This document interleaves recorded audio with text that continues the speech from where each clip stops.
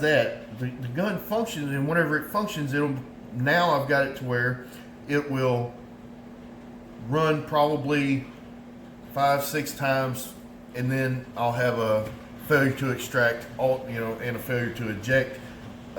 So I've been narrowing it down, and this I think is the weak link, is this Faxon bolt carrier group. Now, I have read mixed reviews that Faxon has nice products, and I've also heard that Faxon is a living nightmare. The only reason that I bought this Faxon bolt carrier group was at the time Primary was completely sold out of their Aero 308 bolt carrier groups. So they had this one, and I said, well, it seems like a pretty nice company. They got some cool looking stuff, but I mean, I know that doesn't always matter, the looks. But everything seemed to be like just a regular, bolt carrier group. So I went with it. And the more I shoot this thing, the more I tune it and chase the problem down, I honestly think that, and this is another thing that I tried, is I narrowed it down to the extractor claw. Right? So typically, the extractor claw has a rubber grommet. Let's see if you can see that. It's got a rubber grommet, a spring, and then a spring inside of that spring. As you can see, there's no inner spring in there. I took it out. I've bought upgraded spring sets for this, for the 308. I've tried AR10 extractor claw springs. I've tried just about everything you could try in this thing. I took the rubber grommet off. I put it back on. But the thing that seems to work the best is just the rubber grommet with the single outer spring, the outermost spring. And that has gotten me my most reliable functioning in this rifle.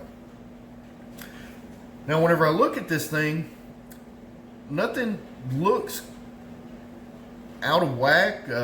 Nothing really looks like it shouldn't. The wear marks in the coating is where, I believe they should be. The channel for the claw that grabs onto the rim seems to be deep enough, but for whatever reason, it's not doing its job. And at this point, this is still speculation. This is still something that I'm going to have to try. So what I found was JP Enterprises. Of course, they usually come to the rescue. They have a 308 enhanced extractor compatible with JP and DPMS platform 308 bolts. This thing is the part number on this is the JP EB-308EX. And what this thing does, and I'll just kind of give you the cliff notes on this. It's an easily swappable enhanced extractor for any DPMS pattern or JP bolt carrier group bolt that has extractor problems, premature extractor failure, and other malfunctions resulting from the extractor not clearing the case rim. Right there. It is not clearing the case rim. That was what sold me on this. Now, this part was half a C note, so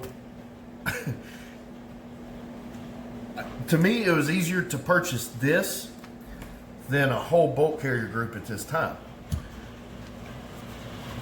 If I should find that this is not the problem, and granted, y'all, this bolt carrier group does not have any unusual wear marks. It doesn't seem to have any issues other than the coating being kind of weak. There's nothing that stands out about this bolt carrier group, or the bolt for that matter. The only thing that I've seen a lot of people talking about is that they like to use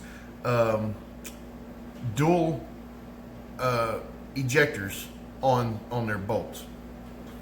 So my theory is I'll start with the cheapest or the least expensive part swap and go from there. So if this doesn't fix it, then the next thing I'll probably do is just replace the whole bolt carrier group. And I thought about just changing the bolt.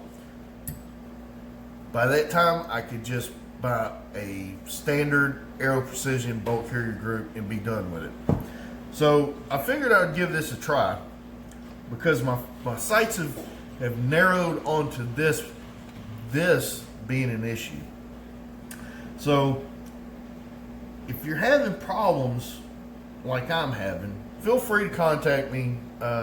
Drop a comment down in the comments down below. And if you need to, we can email back and forth, anything like that. So, stupid scam phone calls, they get on my nerves. But if you're having this problem, don't hesitate to ask. This has been several months in the making. This has been something that I've been putting all my mental power into to try and figure out. I like to figure out things for myself, but sometimes you still need help. And I've talked to a lot of people at the range, a lot of very knowledgeable people, and excuse me. And this has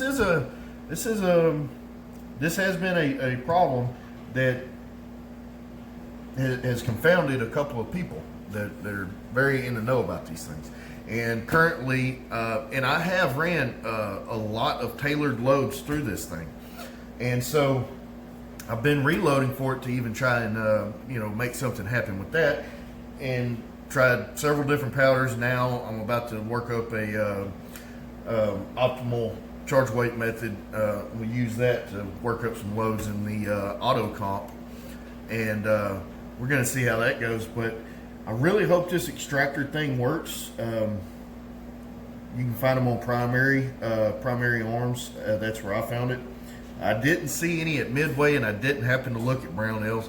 But if you're having these problems, try that out. And I'll make an update, hopefully, and let you guys that are following this know how this turned out and whether or not it worked. And hopefully, we'll get this thing running like a sewing machine so we can do some hunting this year with it. But if you like this video, if you like any of the videos, and if you don't subscribe. This doesn't bother me if you don't subscribe, and my feelings are not going to be hurt if you don't like it or you do like it. But I would appreciate it if you did like it. It makes me feel like what I'm doing is helping the Second Amendment, and trying to get out there that everybody that has guns aren't bad people. They're just like anything else.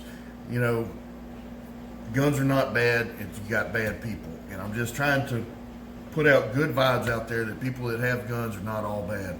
And for the most part, we're responsible people, and we understand the responsibility goes with owning firearms, and we need to fight to protect our freedoms to do so. So that's the whole reason behind this. I think that anybody that supports the Second Amendment and the right to bear arms should make videos or post content letting the world know that there's a lot of us out there, and we're not going to give up the fight to keep our rights. So I hope you guys have a good day. If you have any questions, just shoot me a message or leave a comment down below. Don't forget to like and subscribe, and catch you on the next one.